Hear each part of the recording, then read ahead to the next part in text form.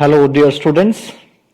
Welcome to the third part of the chapter number 4 Gender, Religion, and Caste of Class 10 Democratic Politics. We have seen two instances of the expression of social division in the arena of politics. One largely positive and the other largely negative. Let us turn to our final case, that of caste and politics, that has both positive and negative aspects. Previously, in the last two parts, we studied about gender and politics, we studied about religion and politics. Now, in this part, we will study about caste and politics.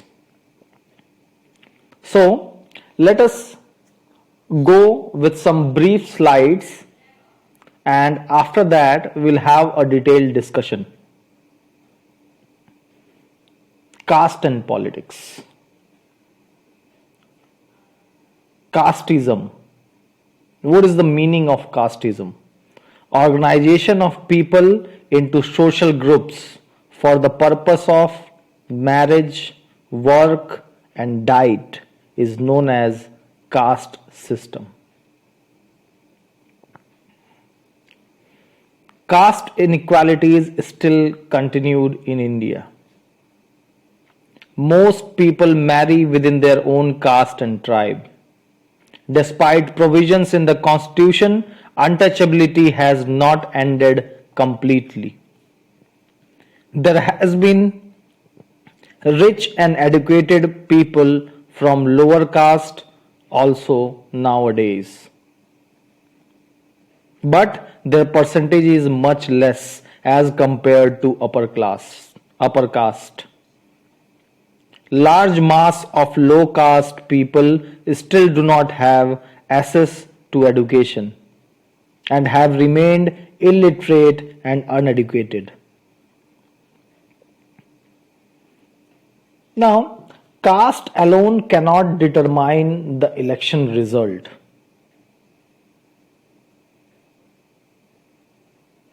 It cannot alone determine the election result. Okay, let us first of all discuss the casteism. Caste system. Unlike gender and religion, caste division is special to India. All societies have some kind of social inequality and some form of division of labor. In most societies, occupations are passed. In most societies, occupations are passed on from one generation to another. Caste system is an extreme of this. It is said that previously caste system was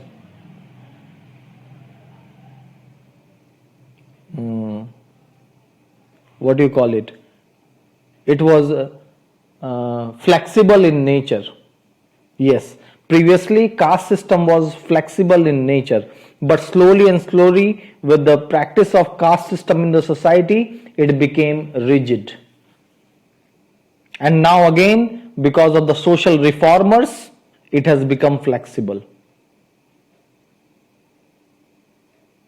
In most societies, occupations are passed on from one generation to another. Caste is an extreme form of this. Now, what makes it different from other societies is that in this system, hereditary occupational divisions are sanctioned by rituals. Some members of the same caste group are supposed to form a social community. Of the same caste group are supposed to form a social community that practiced the same occupation, married within the caste group, and did not eat with member from other caste group. That's what I said, marriage, work, and diet. They even do not eat with members of other caste group. This is what you call is caste system. Now, it still continues in India. Caste system was based on exclusion of and discrimination against the outcast groups. Outcast groups, which are the outcast groups? The lower caste groups. They were subjected to the inhuman practice of untouchability, about which we have studied in class 9. That is why political leaders and social reformers like Jyotiba Phule, Gandhiji, B.R. Ambedkar, Periyar Ramaswamy, Naikar advocated and worked to establish a society in which caste inequalities are absent.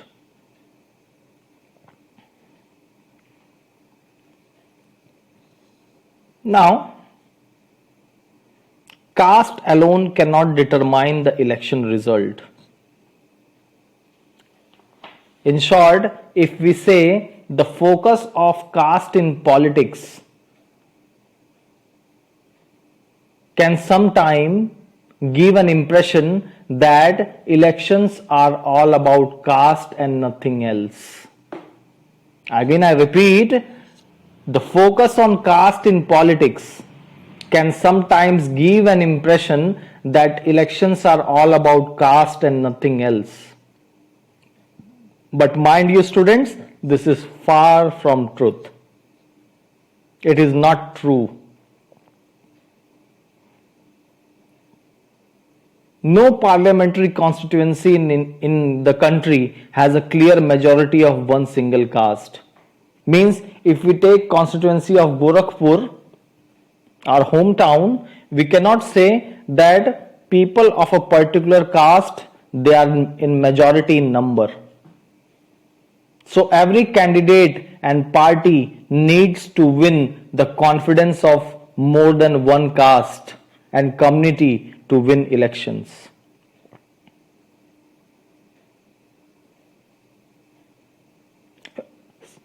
Even every caste group has its presence in parliament.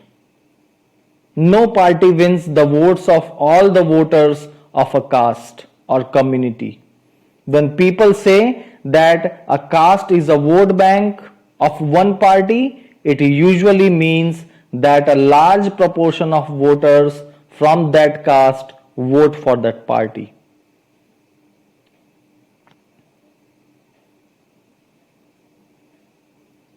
Many political parties may put up candidates from the same caste. Many political parties. If that caste is believed to dominate the electorate in a particular constituency, some voters have more than one candidates from their caste, while many voters have no candidate from their caste. If political parties they focus on caste, that this particular constituency has this much number of, means this particular caste is majority number, so every political party will put the party candidate of the similar caste. Every party will put that. So what voters will do? Some voters have more than one candidate from their caste, from every party, and many of the voters have no candidate from their caste at the time of election.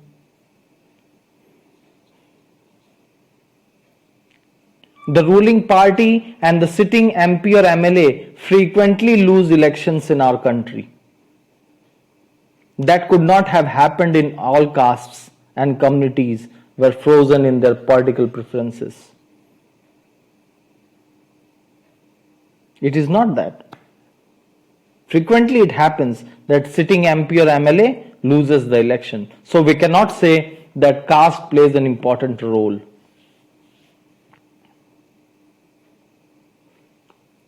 Now, caste system is disappearing in India.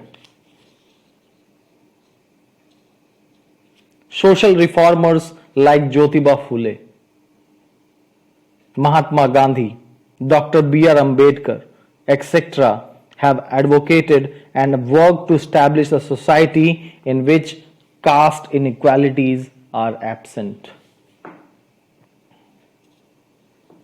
The Constitution of India prohibits discrimination of any type. It provides equal opportunities to all.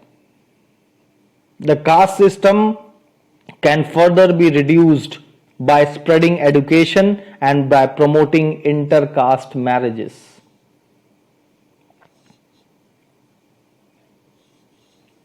Apart from it, some other reasons are also there which shows that the caste system is disappearing in India. Urbanization, occupational mobility, and caste hierarchy. We'll discuss this in detail. Now, casteism in Indian politics. While choosing candidate, when parties choose candidate in elections, they keep in mind the caste composition of the electorate and nominate candidates from different castes so as to get necessary support to win elections. While forming a government, when the government are formed, political parties usually take care that representatives of different castes and tribes find a place in it. While campaigning, political parties and candidates in elections make appeal to people to give them their votes on the basis of caste. Universal adult franchise. The principle of one person, one vote compelled political leaders to raise the caste-based issues during elections. Now, let us have a detailed discussion. What is caste? Caste system is a hereditary occupational division sanctioned by rituals. Members of the same caste group formed similar occupations, married within the caste, and did not eat with members from other caste groups. Now, efforts to check casteism. Efforts to check casteism means casteism is declining in India. How? Caste system was based on exclusion and discrimination against outcast groups. They were subjected to human practice of untouchability, about which we have studied in class 9. That is why political leaders and social reformers like Jyotiba Phule, Gandhiji, B.R. Ambedkar, Periyar Ramaswamy Naikar advocated and worked to establish a society in which caste inequalities are absent.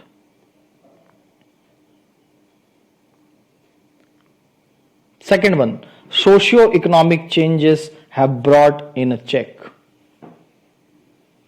Partly due to the efforts of the social reformers and partly due to other socio-economic changes, caste and caste system in modern India have undergone great changes.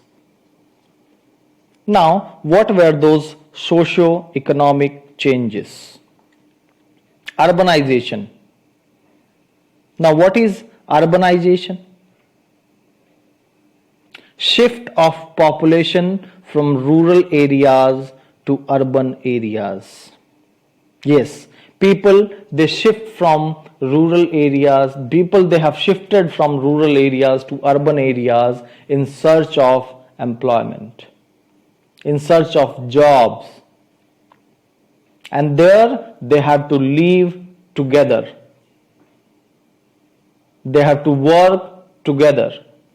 During the lunch time, they have to have their lunch together. Urbanization, shift of population from rural areas to urban areas in search of jobs. This is one of the socio-economic changes which is responsible for decline of practice of caste system in modern India.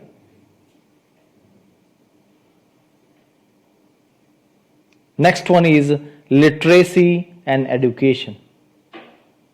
With the improvement of the literacy level, with the education system introduced in India, the pattern of education system introduced in India made people aware from the school time itself that practice of untouchability is not good for the society and it is punishable.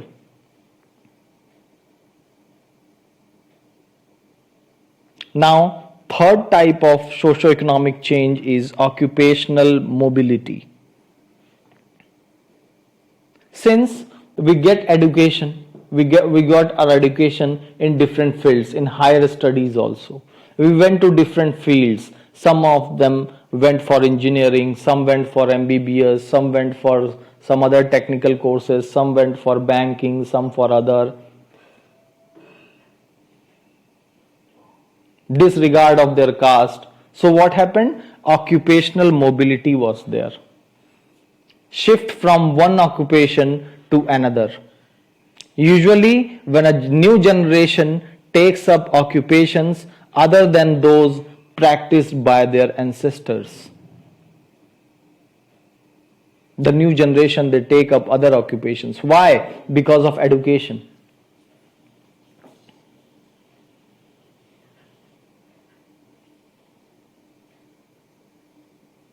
And the last one is the weakening of the position of landlords in the villages. The old notions of caste hierarchy. Now, what is caste hierarchy? A ladder-like formation in which all the caste groups are placed from highest to the lowest caste. It is a ladder formation, ladder-like formation. So, the weakening position of landlords in the villages and the old notions of caste hierarchy are breaking down. Now, most of the times in urban areas, it does not matter much who is walking along next to us on a street or eating at the next table in a restaurant. Yes, of course, if you go to a restaurant, it is none of your business to mind that who is sitting in the next table or who is serving the food. The Constitution of India prohibited any caste-based discrimination and laid the foundation of policies to reverse the injustice of caste system. If a person who lived a century ago were to return to India, he or she would be greatly surprised at the change that has come about in the country. Why? Because of all these things. A century ago, there was severe practice of caste system. But in post-independent India, because of social reformers, because of these social economic changes, the position of caste system is weakening.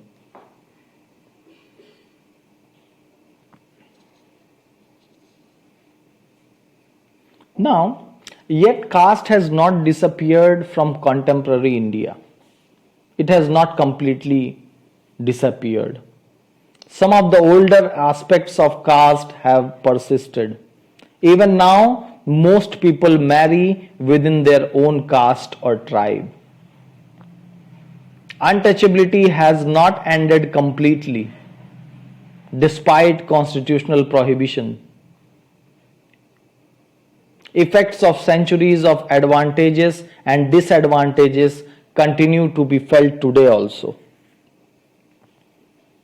The caste group that had access to education under the old system have done very well in acquiring modern educations as well. Those groups that did not have access to education or were prohibited from acquiring it have naturally lagged behind.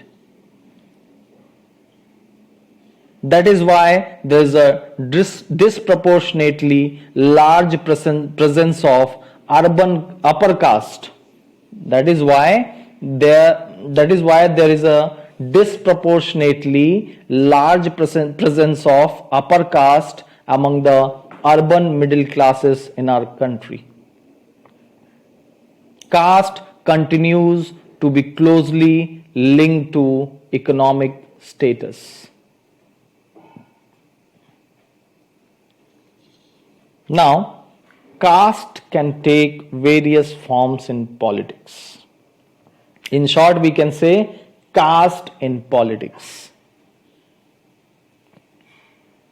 As in case of communalism, casteism is rooted in the belief that caste is the sole basis of social community.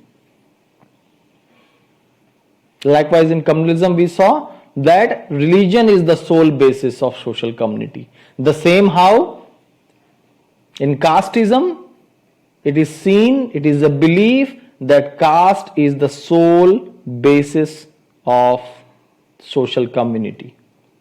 According to this way of thinking, people belonging to the same caste belong to a natural social community and have the same interest which they do not share with anyone from another caste.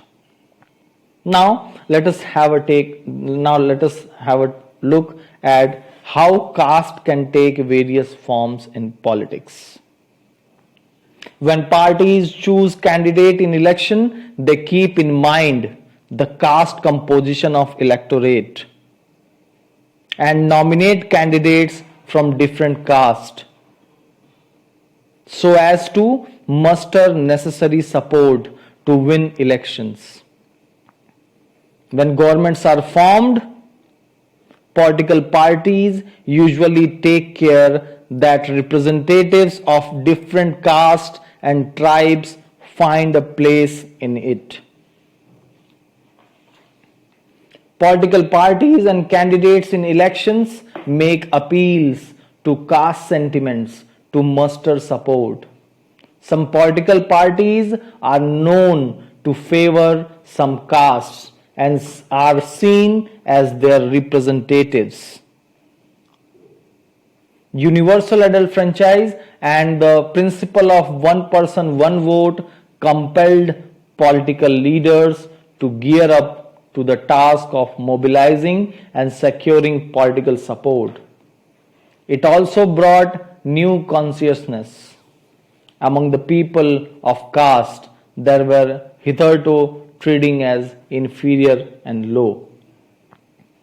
Now they also participate actively in the elections. Those castes which were considered as inferior and low, they are also actively participating. Now, in all these 4 points, we focused on caste in politics. So sometimes it gives an impression that focus on caste in politics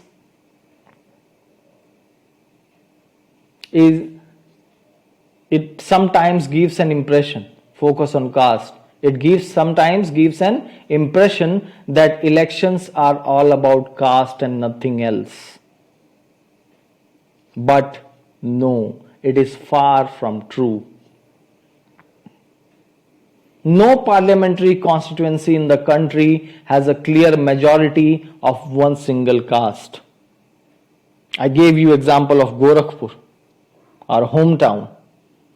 Here you cannot find that a single caste is in majority, is in clear majority. So every candidate and party needs to win the confidence of more than one caste and community to win the election. Political parties, they have to focus on more than one caste and community to win the election. Why? Because a constituency, in a constituency, it is not supposed that a single caste is in majority in group. No party wins the votes of all the voters of a caste or community. No party wins. When people say that a caste is a vote bank of one party, it usually means that a large proportion of voters from that caste vote for that party. It is not that all the people of the caste, they vote for a single party. It is not that. Large proportion of the people, yes, large proportion of the people, they may vote. But we cannot say that every person from that caste vote for a particular party.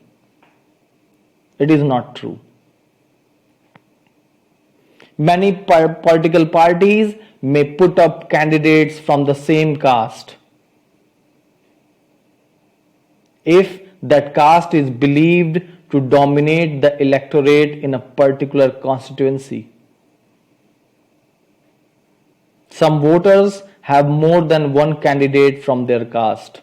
Like suppose if 3 political parties are contesting election in Gorakhpur. 3 political parties are contesting election in Gorakhpur.